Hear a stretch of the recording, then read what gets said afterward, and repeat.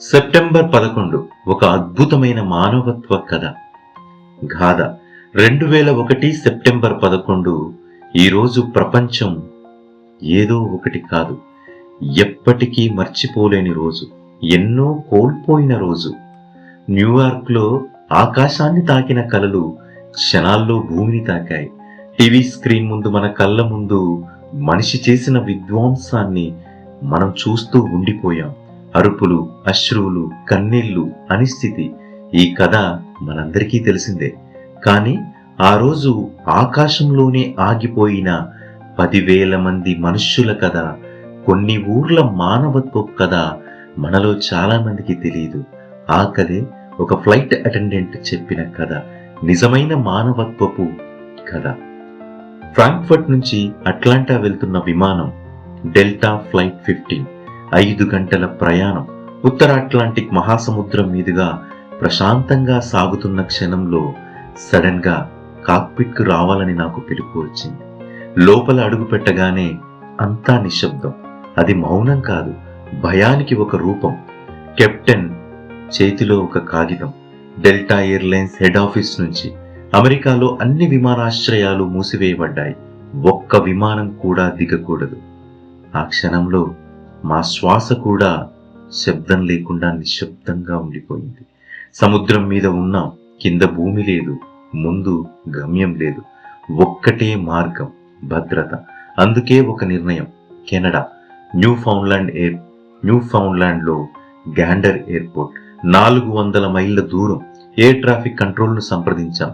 ఏ ప్రశ్న లేదు, ఏ ఆలస్యం లేదు. వెంటనే అనుమతినిచ్చారు. అప్పటికి అర్థం కాలేదు, కానీ ప్రపంచమే ఆగిపోయిందని వాళ్లకు అప్పటికే తెలుసు. గాండర్ వైపు వెళ్తూ ఉండగా విమానాల హైజాక్, టెర్రరిస్టు దాడులు, అన్నీ నిజాలు తెలిసాయి. కానీ మా ప్రయాణికుల ముఖాల్లో భయం చూడాలని మాకు లేదు. అందుకే ఒక చిన్న అబద్ధం ఆడాం. అదే, ఒక చిన్న సాంకేతిక లోపం ఉంది, మళ్ళీ ప్రయాణం కొనసాగుతుంది. వాళ్ళ చిరాకు, వాళ్ళ అసహనం. మనుషులమే కదా మనం అందరం. రాత్రి 12:30కి మా విమానం గాండర్ ఎయిర్పోర్ట్ లో ల్యాండ్ అయింది.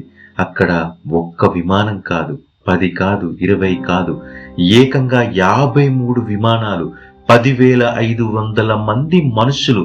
అందరూ ఒకే ప్రశ్న, ఒకే సందిగ్ధత. ఇప్పుడు ఏమవుతుంది? కెప్టెన్ అప్పుడు నిజం చెప్పాడు. World trade centre, Pentagon problems, కుప్పకూలిన క్షణాలు ఒక్కొక్కటి విప్పుతూ వస్తుంటే ఎవ్వరూ మాట్లాడలేదు, ఎవ్వరూ అరవలేదు. అందరూ లోపలే బాధపడ్డారు, భయపడ్డారు. ఫోన్లు పనిచేయడం లేదు. ఇల్లు, కుటుంబం, సర్వం అన్నీ దూరం అయిపోయాయి. ఆ సాయంత్రానికి ట్విన్ టవర్స్ కూలిపోయాయి. 4వ విమానం కూడా కూలిపోయింది. అప్పటికి ప్రయాణికులు కాదు, అనాథలుగా మిగిలిపోయారు. ఆ రాత్రి విమానంలోనే నిద్ర, సీట్లలోనే, కళ్ళల్లో భయం. మాతో పాటు ఒక 8 నెలల గర్భవతి కూడా ఉంది. ఒక్క మాట కూడా అనలేదు, అడ్జస్ట్ అయిపోయింది. మౌనమే మా ధైర్యం అయింది. మరుసటి రోజు ఉదయం స్కూల్ బస్సులు, ఇమిగ్రేషన్, రెడ్ క్రాస్.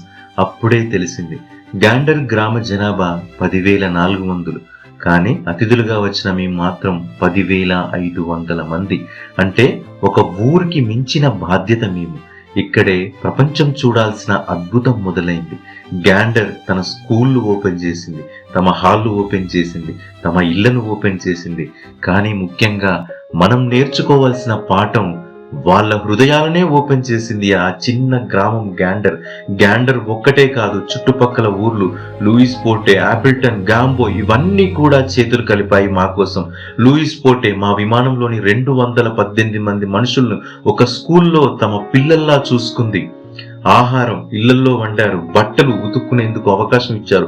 ఫోను, వారి ల్యాండ్ లైన్, వృద్ధులను తమ ఇళ్లలో ఉంచుకున్నారు. గర్భవతి అయిన మా ప్రయాణికురాల్ని డాక్టర్ గారి పక్కింట్లో ఉంచారు. వాళ్ళు అడగలేదు, మీ ఊరేంటి, మీ మతం ఏంటి, మీ కులమేంటి, మీ దేశం ఏంటి, ఏమీ లేదు. ఒక్కటే చూశారు, మాలో బాధలో ఉన్న మనుషులం అని గుర్తించారు. అంతే. 2 రోజులు మేము అతిథులం కాదు, ఒక కుటుంబం. ప్రయాణికులు ఏడ్చారు, బాధతో కాదు, మనుషులను చూసి, వాళ్ళు చేసిన సాయాన్ని చూసి.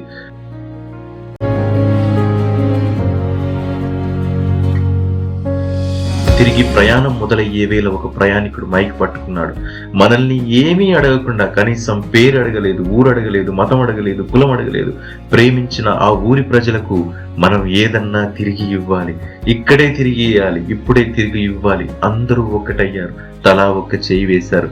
డెల్టా 15 ట్రస్ట్ మొదలైంది. మొదటి విరాళం $14,000, తర్వాత $15 లక్షల, 134 మంది పిల్లల భవిష్యత్తు.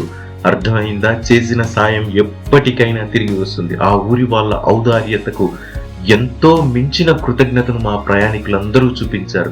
ఇది ఉగ్రవాద కథ కాదు, ఇది విధ్వంసం కథ కాదు, ఇది ఒక మారుమూల విలేజ్ గ్యాండర్ కథ, లూయిస్ పోర్ట్ కథ, మానవత్వం కథ. ప్రపంచం బాంబులతో కంపించిన రోజున ఆ చిన్న చిన్న గ్రామాలు ప్రేమతో ప్రపంచాన్ని నిలబెట్టాయి. మంచి ఇంకా ఉంది, మానవత్వం ఇంకా ఉంది. అందుకే మంచి ఎక్కడున్నా నలుగురికి చెప్పండి, మంచిని పెంచండి, మంచిని పంచండి. ఎందుకంటే ప్రపంచాన్ని ఇంకా నడిపిస్తుంది ఏదన్నా ఉంది అంటే అది మానవత్వం మాత్రమే. Thank you all, thank you so much. Challa Sridhar Reddy. Like, share, subscribe and help someone. By.